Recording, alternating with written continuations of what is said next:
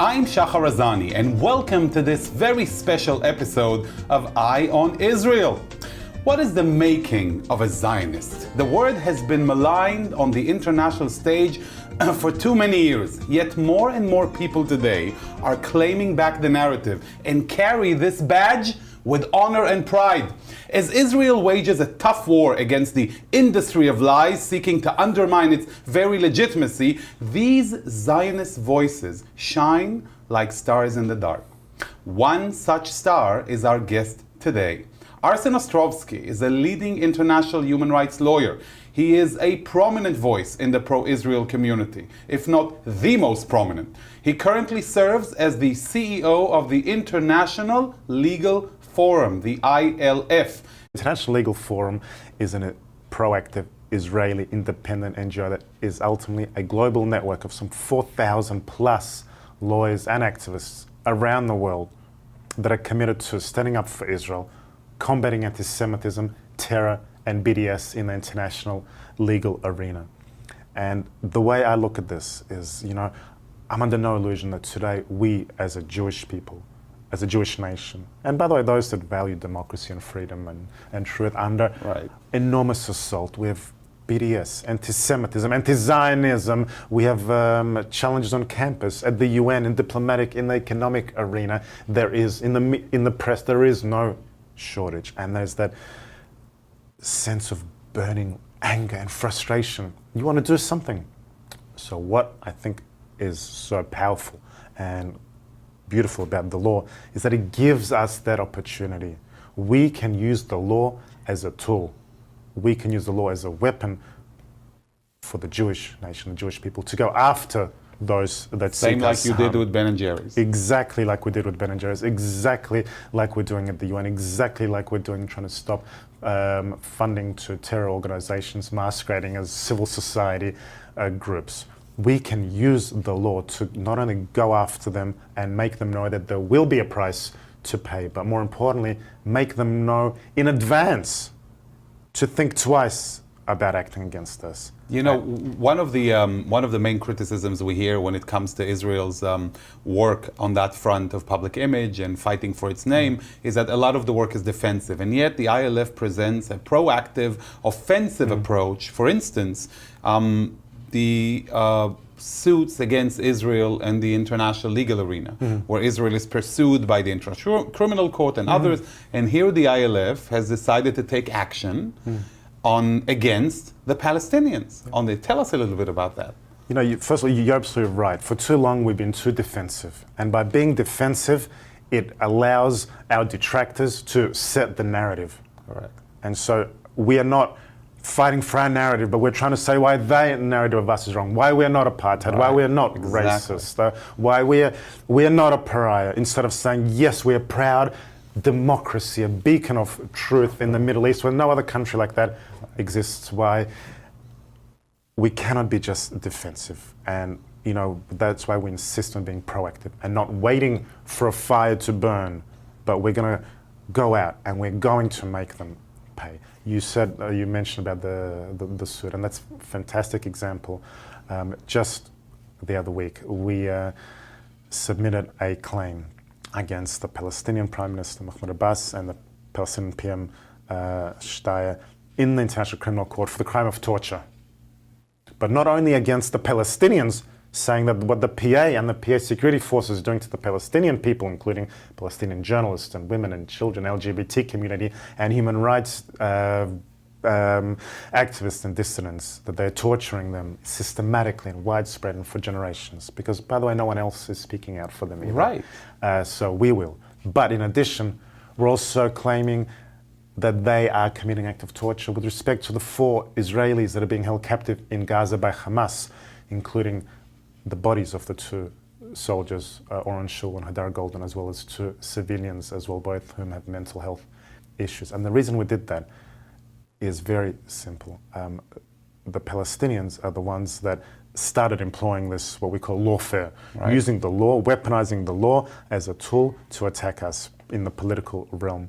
So they went to the International Criminal Court and they said, the PA said that, when they sign up, they said, we claim jurisdiction of the whole territory, including, as they said, the West Bank, East Jerusalem, and Gaza. Notwithstanding that Hamas is in control, and Israel, of course, left Gaza entirely, as we know, in 2005. But the PA said, we're going to claim control. And then when the International Criminal Court ruled in their favor that, yes, they have a right to bring proceedings a year ago, ruled against us at that time, they said, yes, you do have jurisdiction over Gaza. So we said, aha. So if they have jurisdiction over Gaza, that means that they too then are liable for what is happening there, for every rocket, every tunnel, every act of terror. That's actually quite brilliant. So we said, you know what, in that case, you're also going to be liable for the ongoing acts of torture against the 4 Israelis. So we used the law against them. They opened that door. And we said, you know what, if you want to go down that path, we will make sure that you understand that we will go after you. So then, and we've gone after them. So then what did you do? And what was the reaction to your move? So we prepared, we built a strong legal case, both evidentiary in terms of the systematic, the widespread acts of torture being committed by the, or in the name of the Palestinian Authority. We also built a case for why this ought to be considered from a legal, judiciary, evidentiary, jurisdictional perspective in the criminal court, and we submitted the file. The court is looking at it now, so this is very early stages, and it's a process that takes a long time, and now there's obviously a lot of focus on what's happening in the Ukraine as well, but they are in receipt of our case, and literally days, just mere few days after that, the UN, there's a UN Committee Against Torture, which for the very first time, only a few weeks ago, actually scrutinized and investigated the PA. And they never scrutinized the Palestinians. They never do that.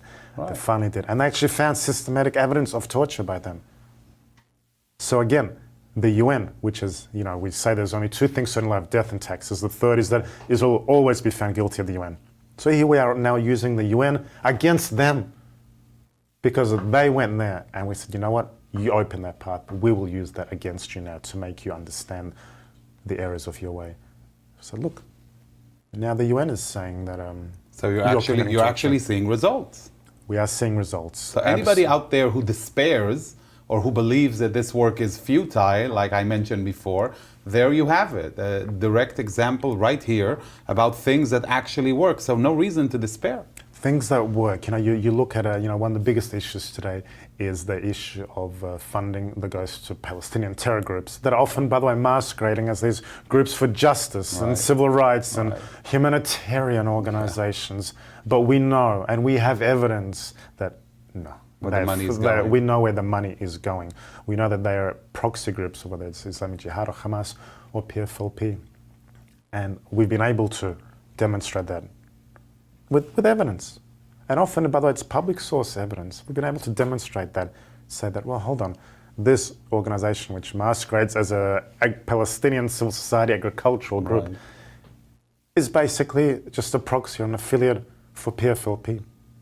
And we've stopped money going to these groups, including from Europe, which continues to fund with blank checks. We've stopped millions of dollars reaching the hands of these groups. We've gone and sued a number of these kinds of charitable foundation organizations which do nothing more than a front, a monetary front for dispersing, collecting and moving money from one place to another, ultimately that are being used for violence and terror and incitement against us. We've gone after them in the courts as well, here in the US also. Here is another aspect that's very important to remember about you. We see a lot of, fight or discussions about Israel on social media, and suddenly it becomes the end goal to produce a viral video or to go with this amazing tweet. And what people forget, and if they listen carefully to what you're saying now, they'll see it. It's not just about making your voice heard on the social media or media front. It's also having the practical results on the ground. It's a result oriented mission. Just like Israel's public diplomacy is geared towards increased tourism and business and interactions with Israel, so is your work, Arsen, through the ILF and on a variety of stages, to have concrete results on the ground. We will sue the Palestinian Authority. We will make sure that money is not funneled through these fake organizations on the ground. This is a significant statement and move that needs to be echoed across the board, I believe, with every organization that works out there. Absolutely. No, in everything that we do, there is always a goal, whether it's stopping funding reaching the hands of terror groups, whether it's changing policy, whether it's educating people, whether it's responding to lies. If it's someone like Amnesty or Human Rights Watch alleging that Israel's an apartheid state, we want to change the narrative. And we're doing that with BDS, for example. We're exposing the BDS for the lies and the hatred that it is. And we have managed to win. We're always going to be fighting, but we're winning. And we've managed to label the BDS as an intrinsically violent movement. It's got nothing to do with promoting Palestinian rights, but everything to do with denying Israel our rights. So they are now on the defensive. And you're seeing now the organizations engaging in BDS, they're not saying, it's now being labeled a BDS supporter. That's a bad label to have. No one wants to be labeled as a racist or as a BDS supporter. And also they know that if they do that, we will go after them in the US, where there's some 30 plus states that have anti-BDS laws. And we can use that, by the way, to stop boycotts in Europe. Because if you're a bank, financial institution, and you want to operate in Texas, Arizona, New Jersey, California, you cannot in any way be seen as aiding, abetting, supporting the BDS movement. So we've managed to, I think, transform that narrative. But we need to remain vigilant, because just as we are thinking outside the square, we are pursuing them. They're changing, modifying their behavior. It's like BDS and antisemitism is like a virus. Lord Jonathan Sachs, of blessed memory, he spoke about anti-Semitism as a mutating virus. He said, in the Middle Ages, they went for us because of our religion. In the 19th, 20th century, they went against us because of our race. Today, they're going after us because of our nation state. But throughout time, the one constant has been a denial and rejection of the Jewish people to equal rights.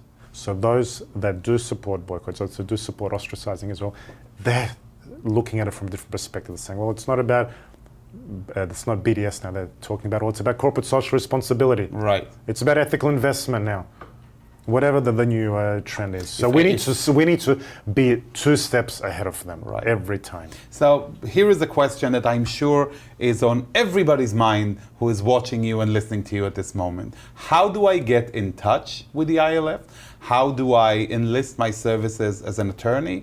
Or how do I get involved to be educated? Because in my mind, I am hoping to see that moment when that beautiful Zionism that you spread in the air will fall on many ears around the world and will create many Arsens that will grow and be outnumbered, with their passion for Israel. We will see that kind of support. So how do they get in touch with you and the ILF? Very easy. First of all, I would urge everyone to go to our website, www.ilfngo.org.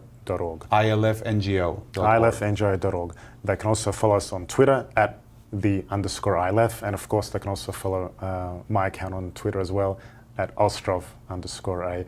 We have a newsletter that goes out to thousands of people where we tell everyone what we are doing and how you can be involved, what you can do.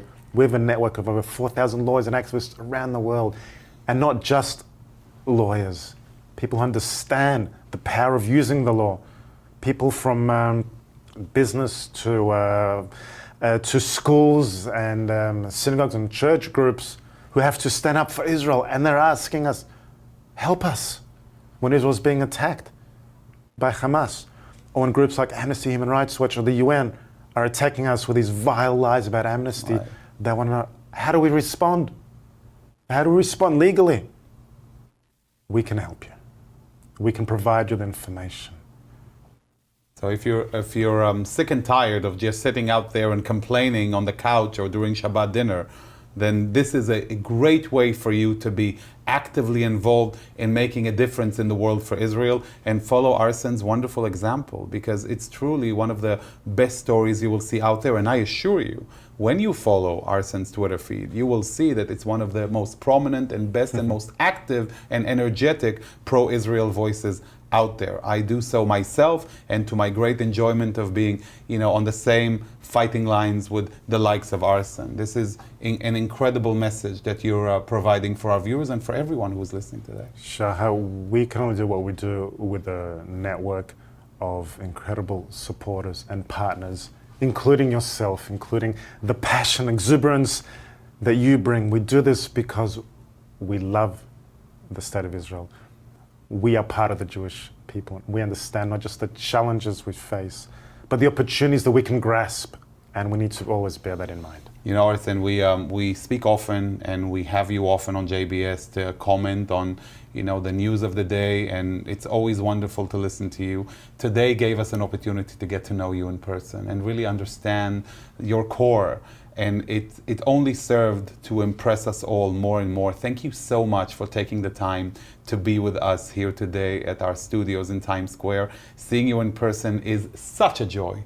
Thank you so much. Thank you, my friend Shahar. Thank you.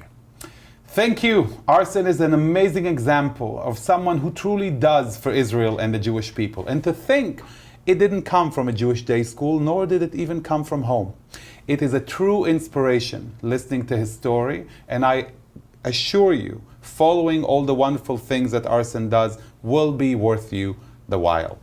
To you, our viewers, I'd like to thank you all for watching. I recommend following Arsen's work and the ILF's work. It can teach you a lot. You can find him on Twitter as well as all over social media, and have him speak and share that incredible information wherever you are. You can initiate that event. You can launch that initiative. You can be proactive in standing up, not just for Israel, but for what's right, what's good, and what's proper. I'd like to thank you all for watching, and can't wait to see you next time as we cast another eye on Israel.